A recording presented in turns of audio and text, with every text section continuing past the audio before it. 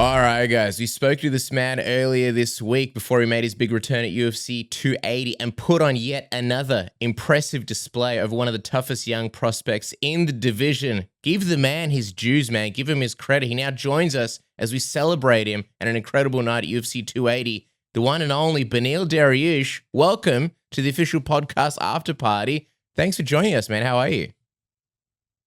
Good, gentlemen. How are you doing? Remember what I told you about? I still don't think people are going to take me seriously after this. See, we're still back exactly where we were before. Nothing's changed. So what's the feeling after this? You feel like nothing's changed at all. You don't feel like people gave you any extra credit. I mean, does it sound like I'm getting the title shot? I don't think so. So maybe I'm getting some extra credit here and there from people, but I think. I think still no title shot, and just if anything, people are probably like, maybe Gamrot wasn't as good as we thought, but obviously he's a stud, and that's just the way it goes for me. How do you feel about that? I mean, you kind of predicted it, but I'm curious, like how that sits with you. Like before the fight, you were kind of like, whatever, I'm at peace with it. How do you feel about that now? The same, and I think that's probably the issue here. If I was a little bit more upset about everything, if I started complaining a little bit more, I think people would actually take me more seriously. I think the fact that everything just like I kind of like shrug it off, people don't know how to take that. It throws them off, and so that's just the way things are going, I guess.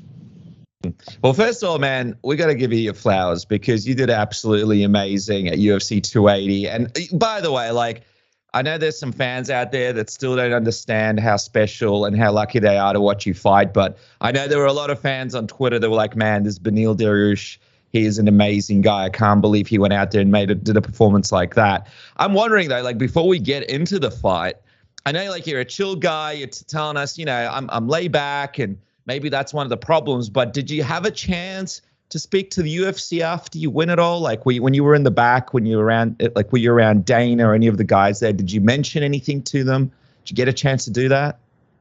They had me head back to the hotel pretty quick, and I mean I could have stayed for the fights, but my daughter was like so tired, and my wife was tired, and we got up right after all my interviews and just went back to the hotel. But I did want to speak with Dana and Hunter, so I'm hoping I can maybe set up a meeting with them next week or something and get it figured out like that, because I really do want to know where I stand. It's one of those situations where it's kind of crazy, man. Like you overcame so much. This is one of the things I want to sort of harp on here, because we might have people tuning in that didn't listen to our initial interview. You spoke to us about how you had to get through a dark place to make this return. You had the broken leg. You had to find another gear. Your family helped you get through it. And I feel like once you beat Gamrot, that amazing return, it was almost like, accomplished, like mission accomplished. I wonder, like, I couldn't imagine, like, how did you feel in the back after you picked up that win and you realized, all right, I did this. Like, I made this return after this crazy injury, after this difficult time where things got really hard for me. Man, I was happy, relieved. Like, I was so anxious before the fight, and I don't know why that happens, because I love fighting. Like, the actual fighting, I was having like the time of my life. I actually wanted more rounds. I remember thinking to myself when the second round ended, I was like, I wish I had 3 more rounds instead of just 1 round. And anyways, that being said, but after the fight, I was relieved and just very happy. Before the fight, man, I get so anxious, and I don't know why I get anxious, because the fighting part is like my favorite, but waiting for it seems to be just miserable. But yeah, that's kind of where I was with the feelings. Was there anything that surprised you about the fight once you were in there? I know people obviously expected him to have a very wrestling-heavy attack. And was it almost easy for you, or was it easier than you expected? Because once you sort of, the commentary team picked up, like, you found your flow state. Once you found that, I mean, it was just all you, basically. Well, what threw me off was he was faster than I expected. Like his speed was like unbelievable, and especially in the first round, I couldn't find him with my hands, and he was getting to my legs, or he was grabbing my legs when I kicked him. That kind of threw me off, and I feel like the first round, he was really trying to assert his dominance and hoping like he would kind of break me in the first. But once things didn't go the way he wanted, that's when kind of everything shifted, and finally the pace of the fight set, and then I started getting the timing better, but man, I'm telling you, that guy is so good. I thought I had prepared for every single thing he was going to do. I thought I was going to stop all the takedowns. I thought I was going to do whatever I wanted in this fight. Like, that's how hard I trained, and it obviously wasn't like that. I know last time you told us your favorite part is like when you're able to sort of break a person. Did you have that moment in the fight at all? Not quite.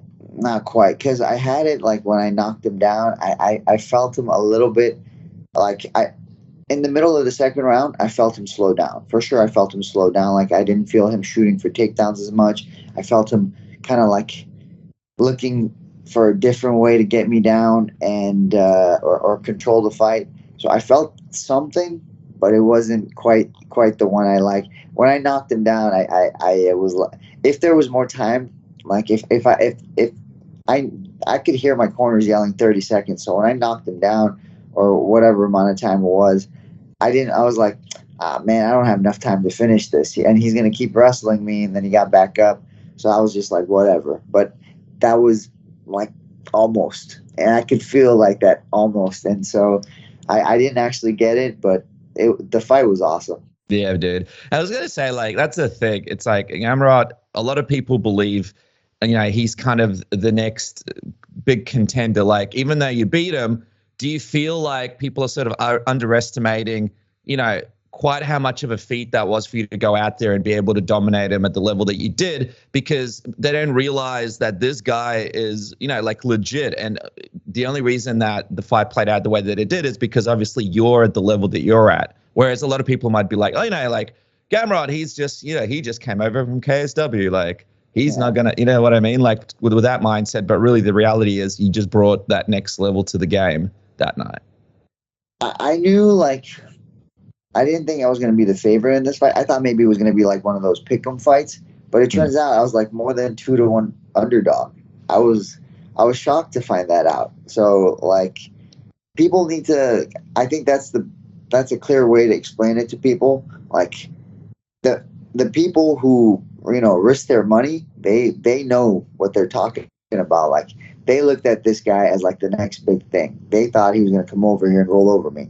And so if that doesn't explain it to you, like how good this guy is, I'm not going to be able to explain it to you, because it's just going to sound like I'm gloating. You know what I mean? So the fact that he was a 2-1 favorite against me, which kind of bugged me after I found out, but yeah, that just tells you how good people think he was and how good he is. I think your win, to be honest, just before Dennis goes, I think your win's going to age a lot better in the future, because I think there's going to come a time where Gamrot's going to be maybe fighting for the belt or champion or whatever, and people will look back and go, holy shit, but Beneil beat him back in the day, and they'll kind of appreciate it more.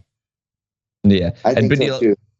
I was going to say, man, so Dan Hardy popped on the show before the fights to do a preview show. He pops on from time to time. Really appreciate it when he does. And he kind of set it up for us in a way that I didn't think about it, which is he basically kind of said, hey, like, this could be a situation where the UFC is trying to kind of get a young fighter in and utilize a guy with some name value, because they believe this young guy could come in, beat this guy, and then sort of get started in the division. And I didn't really sort of look at it as one of those types of matchmaking. But now looking back on it, do you feel like the UFC kind of put you in this weird position in fighting this guy where they were like, okay, like, let's get the young guy in against Beneil, and maybe he'll beat Beneil, and Beneil will kind of be out of this title picture, and this guy will have a lot of steam, because we have seen them do that before in the past with their matchmaking. 100%. I think that. I mean, like, they obviously didn't want to match me up with a top 5, and I don't think the top 5 was really interested either, because no one really said my name. And then the other, like, he had an amazing fight with Armand. Like, he got his name out there. So I think they were definitely trying to like bring him into the top 5 without and then get me out of the top 5. I think that was definitely the goal there.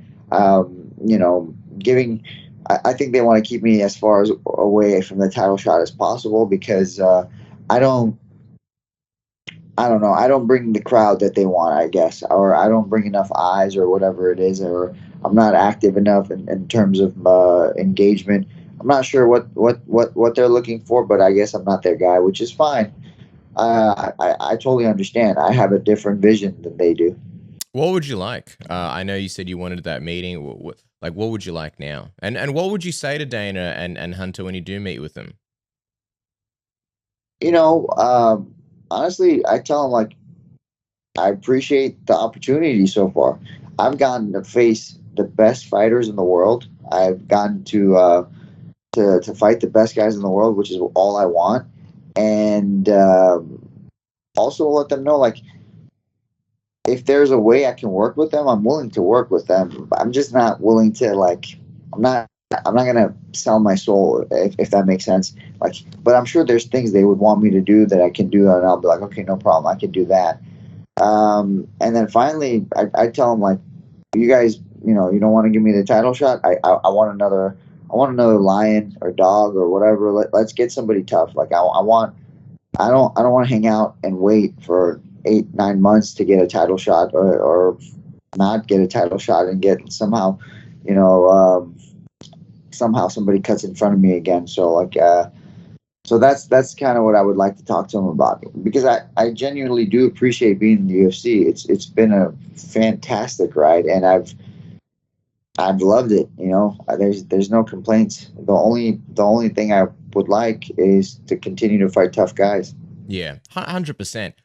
I don't think that's too much to ask for. B, I think you know, you say that you're grateful to be in the UFC, but I think it's a lot more past being grateful and more as a fact that you deserve to be in the UFC. And I think an 8-fight win streak in one of the toughest divisions, without a doubt, proves that. So you have without a doubt earned your spot, and I think earned a lot more. And I have to commend you also on just such a mature attitude that rather than saying, I want this, you know, you're more listening on, like, hey, what do you want from me? So I think you're going to get very far with that.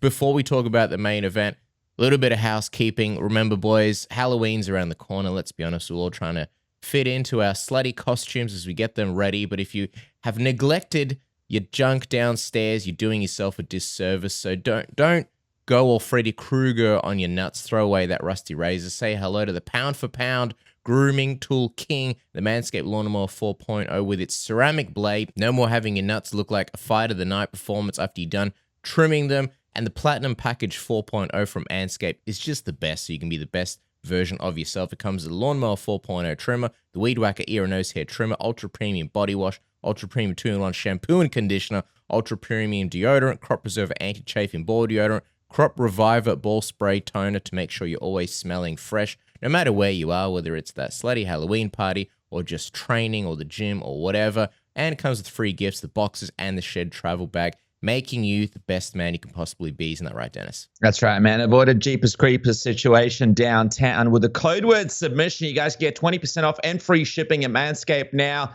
Jump on it today and get ready for those parties. And guys, by the way, this coming weekend, we have a very, very interesting boxing match between Jake Paul and Anderson Silva. And yes, I understand I'm being serious when I say this. It's like a dream, just the fact that it's happening. I can't believe it, but it's happening. And people don't actually know who to pick here, which is even crazier. But at our friends at MyBookie, you guys can make money on the fight right now by using code word submission, using that sweet match bonus, and doubling that deposit all the way up to $1,000. And let's have a look at the odds right here. Anderson Silva plus 101, Jake Paul minus 138. Which way will you be leaning? Who will you be making money on? There's only one thing that's certain. There's only one place to do that, and that is at MyBookie with our code word submission cast. That's right. And just lastly, Beneil is obviously in Abu Dhabi at the moment.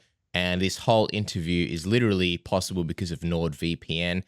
In Abu Dhabi, for whatever reason, Skype doesn't work, WhatsApp doesn't work, a whole bunch of things don't work. So when we called Beneil last week, we figured that out the hard way because we couldn't see his video, his audio, everything else was terrible and choppy. So we gave Beneil our NordVPN login. He logged in, tricked his computer into thinking he was in a different country other than Abu Dhabi. Bang. No more geo-blocking. So if you're ever in a situation like that, or maybe you want to watch content that's only available in another country, I know on Twitter and social media, highlights and like little clips that like whatever the UFC or CBS or Showtime or whatever put up, we can't watch them here in Australia.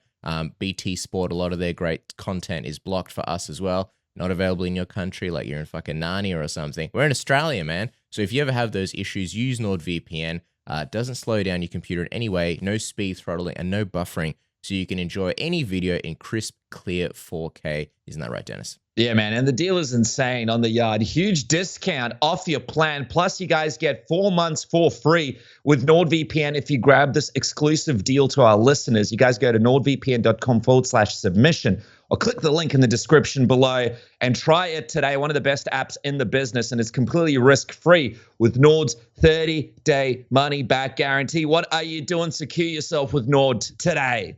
But Beneil, just going back to this main event, man, I know you said you went in the building for it, but I got to find out, what did you think of the way that Islam was able to beat Charles and gain the UFC lightweight title? What did you think of his win? You know, originally I had Islam winning, and then I picked Charles, and then I kept going back and forth. But like, I'll have to watch it more. I'm one of those guys who watches fights like multiple times. But I think what probably surprised everybody was the proficiency of Islam striking, his defense, his offense, and his ability to just stay cool. Because I knew he was good on the ground. I knew he was a great grappler. I knew he had skills on the ground. And Charles I think he's gotten to a point where he's very comfortable standing, because when he gets hurt, he goes to his back, and then on his back, he's comfortable against guys who don't know how to put pressure on in the grappling. So like a guy who has proficient striking and is very dominant on top is a nightmare for him. And I think we saw that, you know. Charles just didn't have an answer for what Islam was bringing. And then it seemed like Charles was trying to take him down or pull guard. Whatever he was trying to do, it looked strange. I'd love to know what he was thinking, like what the game plan was, what their focus was. But the whole fight, as far as Charles goes, he kept like rushing in, closing the distance instead of throwing his usual knees, push kicks, and whatever. It surprised me. How confident do you feel when you see that version of Islam? You've seen him level up with the striking, and obviously we know he's got the wrestling and everything else there. But obviously you studied him for a long time. You guys were supposed to fight. So when you see him as the champion now, and you know that in your back pocket you've already got a lot of that preparation in the bag, how does that make you feel that, hey, you know, one day this is the guy that I might be facing, and probably relatively soon? Yeah, I feel pretty good about it, man. Especially after the Gamrot win, right? A guy who tried to wrestle you and you stuffed majority of the takedowns as well. Yeah, I mean, this fight especially, like my coaches really wanted. This is my first time I've ever done a sprawl and brawl kind of fight. I've never done that before. I normally feel like, oh, you're a wrestler, I'm taking you down anyways. I was planning on doing it this fight too, but my coaches were not okay with it, and so I stuck with the game plan. But I think for the Islam fight, you have to be willing to engage in the grappling, but you have to also be conservative with it. Because, for example, if you try so hard to take him down and then he reverses you like he did with Charles, it's a mess. I think you got to be able to play your own game. Like don't fall into his pace and his rhythm, and stop stressing out about like, oh, he does this good or he does that good. Just go out there, fight like you know, like your life depends on it, which it does. You know, take the center of the octagon and don't let him take the center from you. I think that's one of the best ways to fight him. Yeah, and then I think also the right mindset going in there. I know Charles, he seemed very emotional going into that octagon. And I know someone like yourself who's able to deal with those situations and go into fights and look at it from a calm perspective, that does a lot, and not sort of rushing things and doing the wrong things. And now that Islam has sort of becoming almost like a Khabib where when people go in there, they're almost defeated now before they fight him. I think it's important to have the right mindset. I want to know, Beneil, you weren't there, but I got to find out, when you saw Alex went into that octagon after the fight, they shook hands, and Khabib basically locked in the fight for Perth. I mean, you already had an inkling that was going to happen, but what did you feel like? What did you think of that whole thing going down at the end there? It was a bummer. It sucks. I figured, I put on a good show. Maybe this was enough to maybe tip the scale back in my favor, but I guess not. Which is whatever. The thing I was thinking about, like you mentioned about Charles, he really is emotional. Like I didn't realize how emotional he was, and then I was talking to my coach about it, and he's like, "Oh yeah, like you can tell." I was shocked by how emotional he was. I was like, "Dude, you gotta take a step back, chill, relax. Like it's a fight. Why are you so stressed about what they did or what they said? You're gonna get in there and you're gonna try to kill them anyways. Who cares?" But yeah, so I'm saying how emotional he was, but I'm over here all bummed out about the fact that Volkanovski is getting the next title shot, and then yeah. So I guess maybe I shouldn't be talking too much about emotions because I'm pretty bummed about it. But that's understandable. Just before Dennis goes, 100% understandable, man. And by the way, you're handling the situation so maturely. A lot of people would have been losing it right now. And I love how honest you are with it, because I think there are a lot of fans out there that are like, hey, Beneil does deserve this shot. And what is going on here? I wondered, did you get a chance to speak to Alex or Islam at all during fight week in the back or leading into the event, or have any conversations with Khabib or anything? I didn't have any big conversations, but I said hi to all three of them. I had a conversation to some degree with all of them. Alex is, bro, he's such a nice guy. He always says hi. He always says hi to my daughter, my wife. He's a very nice guy. Same thing with Islam. The one conversation I had with Khabib, he came up to me and he's like, I'm very interested in this fight between me and Gamrot, is basically what he was saying. That was the only thing. He came up to us. He was really intrigued by it. I was like, okay, that's cool. Did he explain why, or did he say anything else, or he just said he's looking forward to it? No, he's just really looking forward to it. The thing too, someone was telling me, I guess he took a picture with Islam and Gamrot in the same picture, and saying these guys are going to fight for the title in the future. I guess someone told me that happened, and they were asking me how I felt about it. That was pretty much all my exchanges between them. Not a whole lot happened. I can't believe they kept you out of the photo, man. That's ridiculous. Look at the fun shirt that you're wearing right now. You got to get Beneil in the photos. That's not right, man. That's not right. I don't like that. Hey, yeah, just quick. My daughter has the same. We're matching. She has a dress like this. We're matching, bro. We were styling today. Nobody even recognized. Dude, come on. There are things here we could be tapping into. Hey, just quickly, I know last time we spoke about Alex versus Islam, but I got to ask, because you were around Alex now, you saw him when he's a little bit thicker, a little bit bigger, and you were around Islam. Do your thoughts on that fight change much at all when you think about how that one goes down in Perth? Do you think that Alex can get it done? What's your feeling on it after you sort of saw him in real life? Bro, I mean, obviously I don't want to discredit him, but he might be too small for 55. But like I said, might be. I'm sure people said that to him at 45 too. But I think we have a big weight advantage again on him. But that would be my only thing. And no one really tries to grapple him at 45. I don't think I've seen anyone really try to take him down. So I think the fact that he would be fighting a lot of grapplers, a lot, man, my division, I didn't realize it. Every single person is a grappler. Everybody loves to just, wrestle. So I think it's so different. And I think he would have some problems with that. And, it's one of those situations as well where I know Alex took so long for him to get a title shot, and he was kind of in that situation as well where fans didn't really give him much credit even after he became champion for a really, really long time. So it's one of those things where I can see, he jumped at the opportunity because it it's taken him so long in the past to get those opportunities as well. So I can imagine it's kind of one of those situations where you're like, this sucks, but I can understand why he would try and take this chance. I wonder though, like, you want to stay active. You don't want to sit on the sidelines for 8 months.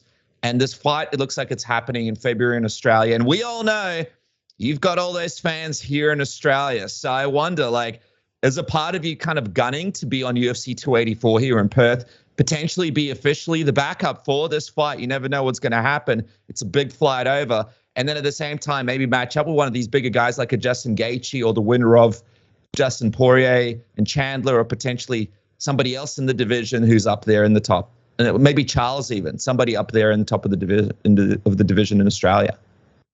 So that's okay. Backup, as far as like just to be a backup, I don't feel that, man. It doesn't really do it for me.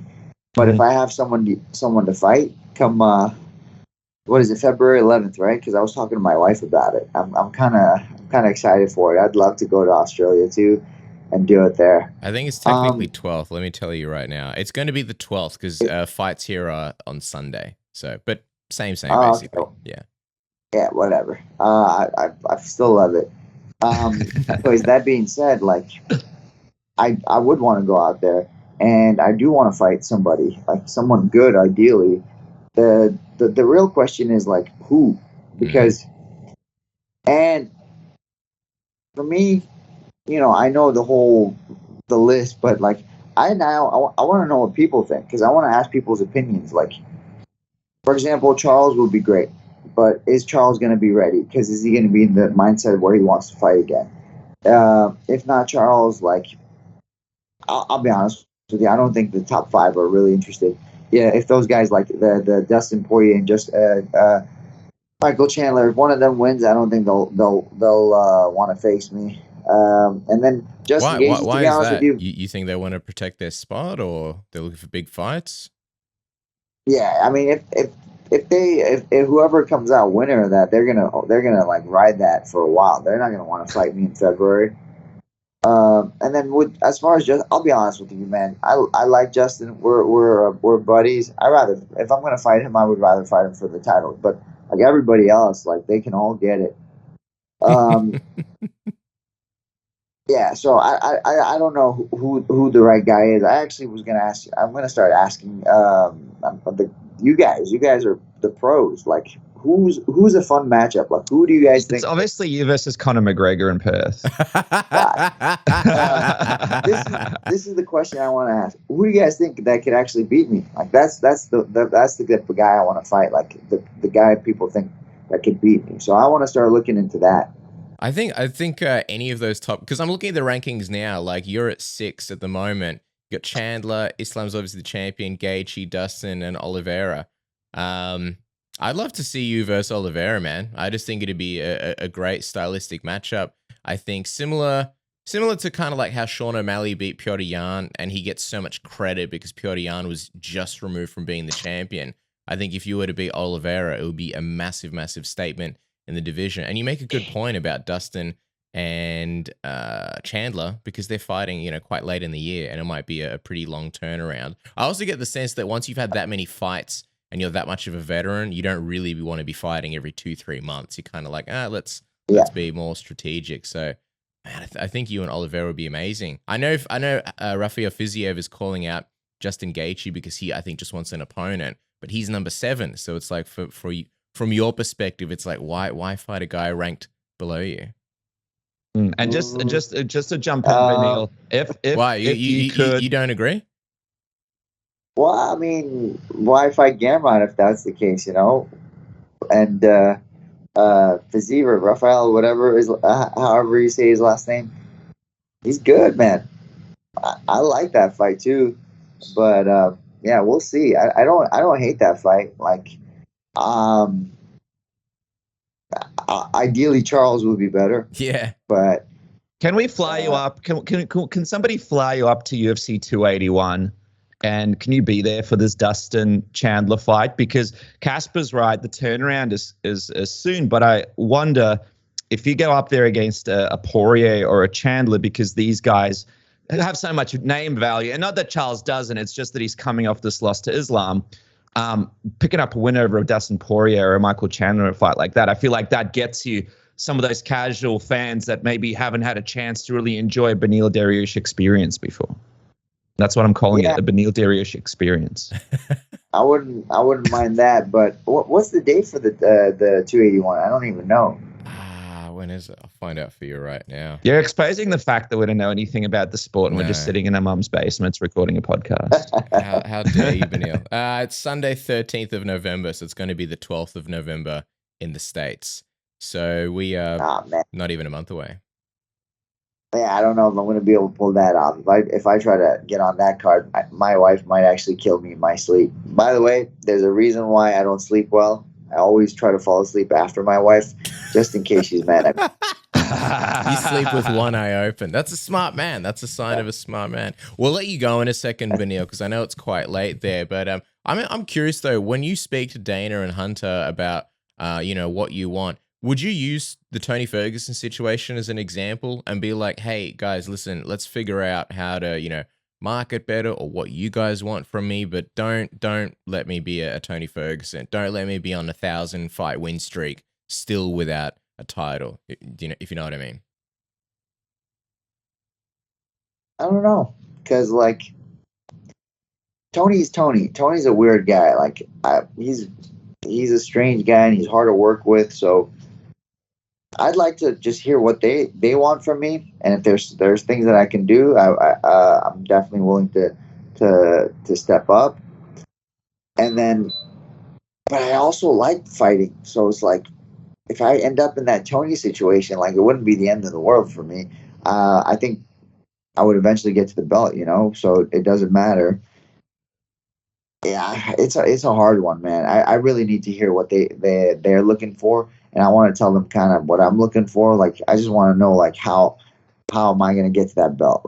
What's my what are my options for that? And if we can make it work, we'll make it work. If not, then just let me kill a few more lions, and then I'll see you guys.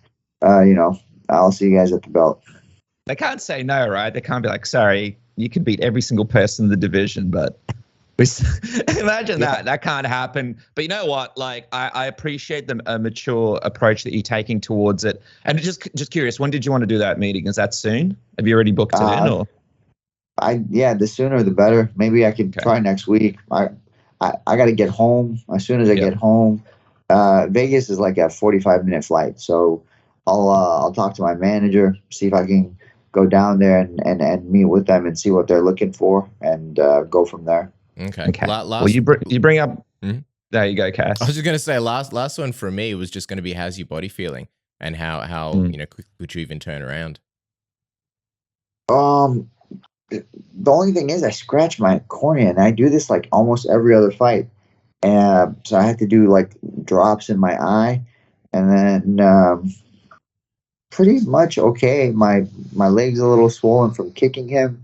I got a little bit of a bursitis in my elbow, but nothing crazy. They'll probably drain that too. I went for a run this morning and I felt okay. It wasn't too bad. I think I'll probably pick up the training next week and then and see how it goes. But yeah, body feels good. I can't complain. If I needed to fight today, I could fight today. Okay. Well, he's on an incredible fight win streak. And of course, you guys need to follow this man at Beneil Dariush. Beneil, I imagine there's going to be a lot of fun updates on social media as you build your case towards having that next title shot after Alex. And man, we can't wait. I can't wait to see what's next. So many fun fights, but really, we're just being selfish because we're going to be at UFC Perth and we want to see you in person, man. So fingers crossed you can make it to that event. Again, congratulations. Your journey has inspired us all, man. The big return. And the way that you took us into that and the way we're able to follow it really means a lot to us. And we can't wait to see what's next. Good luck in your meeting. And we can't wait to see you with that title shot very, very soon. Appreciate it, boys. Man, I definitely want to go to Perth and just be in Australia. That would be amazing. And then the whole being active on social media, man, I will maybe try. it really is hard for me. Like I want to be honest, I don't want to say OnlyFans is really your only path to the title shot. Have you thought about this? You see him with the nice shirt, you can see him without the nice shirt. Oh my gosh. Yeah. Like I said, I'm maybe gonna try. I will maybe try. You know what? I'll make a post maybe tomorrow just for you guys. How about that? What a good guy. Love it, love it. Thank you so much, Beneil. Best of luck in the meeting, man. We'll definitely talk to you soon. Take care, guys.